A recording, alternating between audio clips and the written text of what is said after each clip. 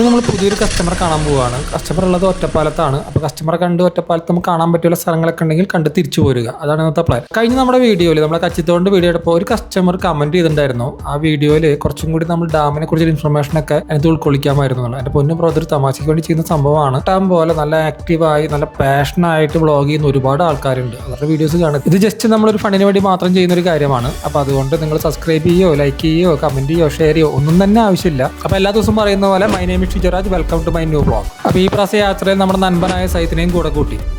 റോഡൊക്കെ നല്ല രസമാണ് കേട്ടോ. കാരണം വെച്ചാൽ നമുക്ക് ശരിക്കും ആസ്വദിച്ച് ഡ്രൈവ് ചെയ്യാൻ പറ്റുന്ന പോലെ റോഡൊക്കെ അടിപൊളിയാണ്. പിന്നെ ഈ മഹാബാബി മിരയ്ക്ക് ഡ്രൈവിംഗ് പഠിച്ചത് കൊണ്ട് മനസ്സമാധാനമാണ്. പണ്ടിങ്ങനെയല്ല, റോഡിലൂടെ പോകുന്നേരം മുഴുവൻ ചീത്തവിളിയായിരുന്നു. ഇപ്പോൾ മാന്യനായുണ്ട്. അതുകൊണ്ട് ടെൻഷനില്ലാത്ത വീഡിയോസ് എടുക്കാം. അല്ലെങ്കിൽ ഏത് വഴിക്കാ ചവിട്ട് വരുന്നതും കൂടി ശ്രദ്ധിക്കണമായിരുന്നു. ഈ റോഡിലൂടെ ഇങ്ങനെ പോകുമ്പോൾ ഈ ട്രെയിൻ കാണുന്നത് എനിക്ക് ഭയങ്കര സന്തോഷമുള്ള കാര്യമാട്ടാ. ഞാൻ മുമ്പ് ആലുവയിൽ കണ്ടിട്ടുണ്ട്. പിന്നെ എവിടെയാ പുനലൊരു ഭാഗത്തുണ്ടെന്നുള്ളേ. നിങ്ങൾക്ക് ഏതെങ്കിലും ഭാഗത്ത് അറിയാമെന്നുണ്ടെങ്കിൽ ഒന്ന് കമൻറ്റ് ചെയ്യണേ. ഏത് ഭാഗത്തേക്ക് നമ്മുടെ റോഡിലൂടെ പോകുമ്പോൾ നമുക്കിങ്ങനെ ട്രെയിൻ കാണാൻ പറ്റുക. ഇത് നല്ല ഫീലുള്ള ഒരു സംഭവമാണ്. ഈ ചേലക്കര ഭാഗത്ത് നമ്മുടെ ഒരു സുഹൃത്തുണ്ട്, അനീഷ്. ആളിപ്പോൾ കൊച്ചിയിലാണ്.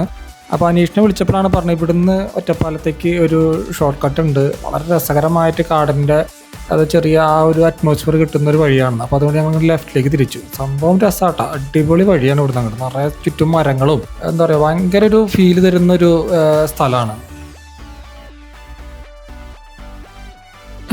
ചക്ക നല്ല സ്റ്റൈലായിട്ട് വണ്ടി ഓടിക്കാൻ പഠിച്ചു. ഇത് രസമല്ലേ നമ്മുടെ കേരളത്തിലെ റോഡുകൾ. ഇത് കേട്ടതൊന്നും ഞാൻ ജപ്പാനിലും അമേരിക്കയിലൊക്കെ പോയിട്ട് റോഡുകൾ കണ്ടിട്ടുണ്ട്. അങ്ങനെയല്ല, ഞാൻ എവിടെയും പോയിട്ടൊന്നുമില്ല.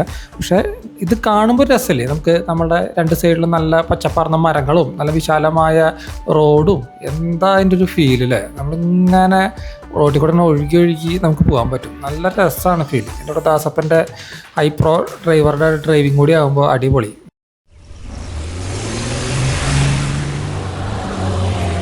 അതിനോട് വണ്ടി പാർക്ക് ചെയ്തു.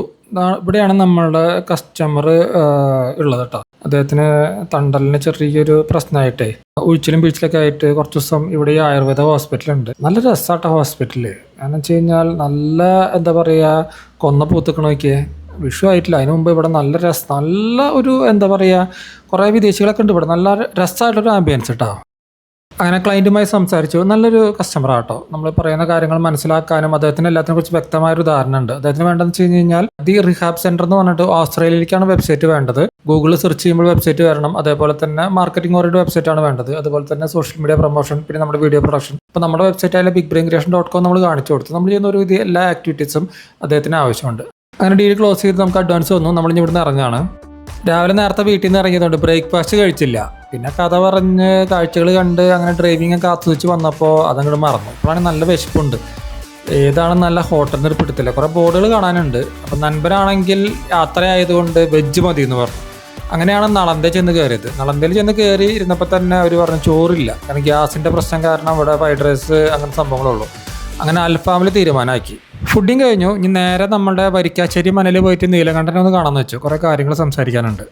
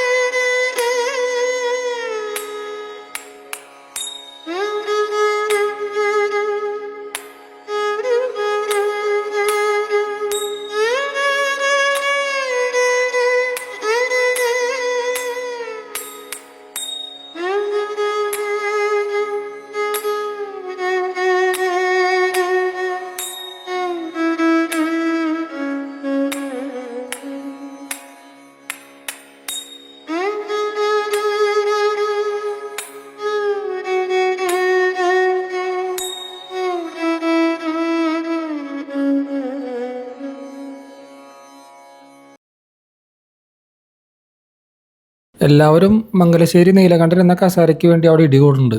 ഇതൊക്കെ ആര് തുടങ്ങിയ ചാചാറാണോ? വെറുതെ കയറിയിരിക്കുക, ഫോട്ടോ എടുക്കുക. ഇവിടെ വിചാരം എന്താ, ഇവരൊക്കെ മോഹൻലാൽ മംഗലശ്ശേരി നീലകണ്ഠനാണെന്നാ. മോശം.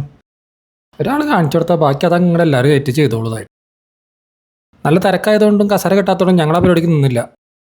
അങ്ങനെ ഇവിടുന്ന് തിരിച്ചു പോവാണ്. ഈ ഒച്ചയും ബഹളത്തിനൊക്കെ മാറി നിൽക്കുമ്പോൾ ഞാൻ ആലോചിക്കുന്നത് എത്രയോ തലമുറകൾ ഇവിടെ ജീവിച്ചിട്ടുണ്ടാവില്ലേ. അവരൊക്കെ ഇപ്പോൾ എവിടെയായിരിക്കും? നമ്മൾ കാണുന്നത് ഈ കെട്ടിടങ്ങൾ മാത്രമാണ്. പക്ഷെ ഇവിടെ ജീവിച്ചിരുന്ന എത്രയോ ആൾക്കാർ, അവരെത്രയോ കഥകൾ അല്ലേ. ഇതുപോലൊക്കെ തന്നെയാണ് നമ്മുടെ ജീവിതവും. ഇനി അങ്ങോട്ട് വളരെ കുറച്ചേ ഉള്ളൂ നമ്മുടെ ജീവിതവും. അപ്പോൾ അതുകൊണ്ട് ഉള്ള ജീവിതം നല്ല ഹാപ്പി ആയിട്ട് ജീവിക്കുക. നിഴലിനോട് യുദ്ധം ചെയ്യുന്ന ആൾക്കാർ ജീവിതത്തിൽ നിന്ന് ഒഴിവാക്കുക. തല്ലൂട്ടം, വഴക്ക്, കുശുമ്പ്, അസൂയ, പിണക്കം, ഇത്തരം ആക്ടിവിറ്റി എല്ലാവരും നമ്മുടെ ജീവിതത്തിൽ നിന്ന് റിമൂവ് ചെയ്ത് കളയുക. അതിൽ സംഭവിക്കുന്ന എന്ത് കാര്യത്തിനും ഫേസ് ചെയ്യാൻ തയ്യാറാവുക. ഉള്ള ലൈഫ് നല്ല ഹാപ്പിയായി ജീവിക്കുക. അതിപ്പോൾ ഒറ്റയ്ക്കാണെങ്കിലും. Okay, thank you.